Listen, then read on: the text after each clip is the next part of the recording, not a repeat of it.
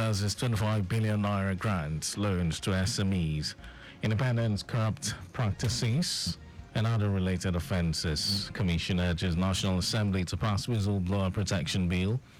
And foreign United States President renews commitment to Michigan voters despite growing calls to quit electoral race. And in sports, Serbian tennis player Novak Djokovic to face Spanish's Carlos Alcaraz in final of Wimbledon 2024 championship. And now the details. I am Mike James. Lagos State Governor Babajide Sanwo-Olu has disbursed about 25 billion naira in grants and loans to small and medium enterprises, SMEs, through the Lagos State Employment Trust Fund (LSCTF) to enhance productivity and economic growth in the state. Governor Sanwo-Olu made this known at a forum with the theme "Governors in Conversation: Innovative Governance Steering States Through Economic Turbulence in Lagos."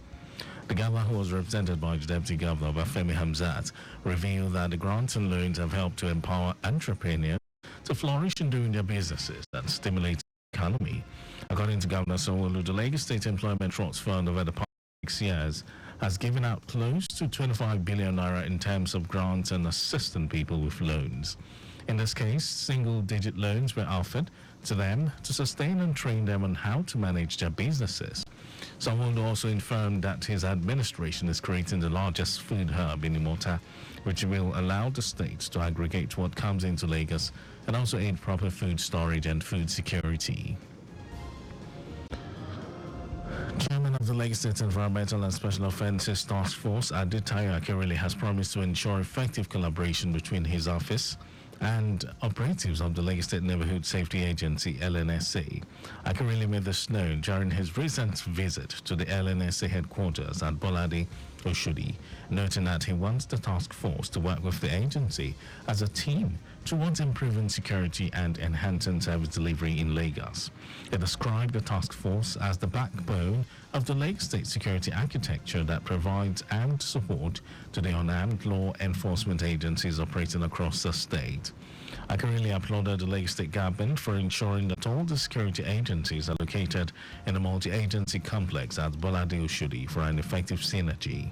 In his response, the General Manager of the Lagos State Neighborhood Safety Agency, Falade Oyeko, said there is a need for the two agencies to work together to ensure improved security in Lagos State, given their common goals and objectives.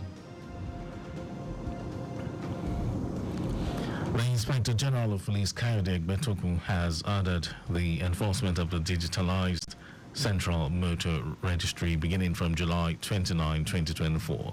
Egbetoku said it is to modernize and digitize the motor vehicle registration system, bolstering the nation's safety and security framework. He said the transition is a digitalized system will streamline the documentation and verification processes for vehicle ownership and related transactions. Egbetoku also said the ECMR system will make services like change of ownership, license number, engine, and chassis body seamless, ensuring vehicle genuineness, aiding in tracking and recovery of stolen vehicles, and preventing the sale of stolen vehicles to innocent buyers.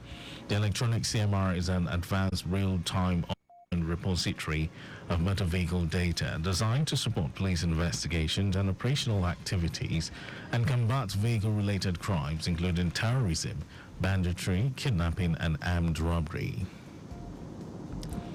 The federal government has commenced the training of eye health professionals nationwide in its glaucoma guideline and toolkit. Speaking at the launch of the training, National Coordinator of the National Eye Health Program at the Federal Ministry of Health and Social Welfare, Okolo Oteri, and guideline was developed for the programmatic and clinical management of glaucoma. Oteri noted that glaucoma was not one of the priority diseases for the Vision 2020 initiative in lower and middle income countries due to the high prevalence of other avoidable blinding diseases like cataract, trachoma, and childhood blindness, including vitamin A deficiency. Glaucoma is an eye disorder that causes visual impairment as a result of its effect on the optical nerves that take pictures from the eye to the brain due to what is known as intraocular pressure.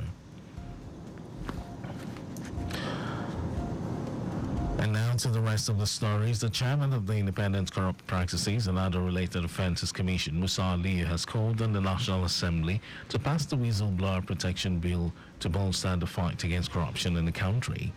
In 2022, the federal government approved the new whistleblower draft bill, expressing concern that the existing whistleblowing policy initiated on December 21, 2016 was losing effectiveness. ICPC spokesperson Demola Bakari said Aliyu called for a law that will protect whistleblowers and embolden them to give information needed to combat corruption in the country. Bakari highlighted the pivotal role of whistleblowers in anti-corruption efforts and the necessity of proper frameworks to ensure their protection, saying the Commission needs a robust act of the National Assembly to protect those risking their lives to disclose issues about corruption in the country. And according to the statement, the ICPC boss also emphasized the importance of synergy among various anti-corruption agencies to build public confidence in reporting corruption. The Central Bank of Nigeria, CBN, has sold about $122.67 million of 46 authorized dealers in its determination to promote stability and reduce market volatility in the foreign exchange market. In a statement signed by the bank's director in charge of financial markets, Omolara Duke, the total sale, $67,500,000, was sold to 27 dealers, while the sum of $2.5 million was bought from one authorized dealer on July 10, 2024. Duke urged all authorized dealers to ensure that foreign exchange purchases from the CBN are used exclusively for trade-backed transactions, which should be reported within 72 hours.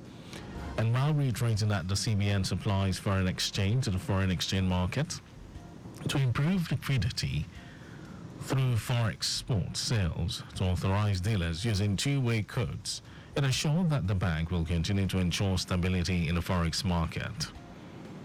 And in some foreign news, United States President Joe Biden has renewed his commitment to see the struggling re-election campaign through, telling voters in the key battleground state of Michigan that he is the better choice despite growing calls for him to quit the race. The 81-year-old Biden continues to face challenges over his mental sharpness and calls to step down after a disastrous, debatable performance against former President Donald Trump on June 27. During the tour of Michigan, Biden stuck with his rhetoric that a second Trump presidency would pose a threat to the country. Biden also said he intends to codify abortion rights, sign the John Lewis Voting Rights Act, raise the minimum wage, and move towards a ban on assault weapons during the first 100 days of his second term, something that would require Democratic majorities in both houses of Congress. And then in sports news, Serbian professional tennis player Novak Djokovic has swept past Italians Lorenzo Musetti to book a second successive Wimbledon final against defending champions Carlos Alcaraz and move one win away from a record-setting 25th Grand Slam title. Just 5 weeks after undergoing knee surgery, seven-time Wimbledon champion Djokovic reacted and reached his 10th final at the All England club with a 3-0 win over the Italian 25th seed. A break in the opening game of the third set launched Djokovic on his way to victory against the demoralized Musetti, who saved 3 match points before he completed his progress to yet another Wimbledon final. Also, Alcaraz defeated Daniil Medvedev with a 3-1 win to reach a 4th Grand Slam title. And that was our news at 12, but just before we go, ensure you make use of your seatbelt while driving.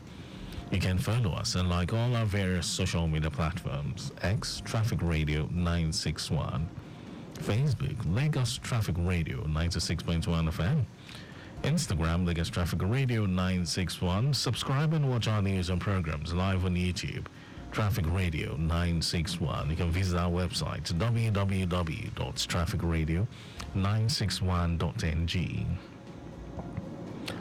Did you know that the Sanwo-Olu administration provided 450,000 pupils with e-learning devices? Well, you can get more details on the Lagos State Government website. And to end the news, here are the highlights of the major stories. Lagos State Governor Babajide Sanwo-Olu has disbursed about 25 billion naira in grants and loans to small and medium enterprises (SMEs) through the Lake State Employment Trust Fund (LSCTF) to enhance productivity and economic growth in the state. The chairman of the Independent Corrupt Practices and Other Related Offences Commission, Musa Ali, has called on the National Assembly to pass the Whistleblower Protection Policy Bill to bolster the fight against corruption in the country. We also told you that United States President Joe Biden has renewed his commitment to see his struggling re-election campaign through, telling voters in the key battleground state of Michigan that he is the better choice despite growing calls for him to quit the race.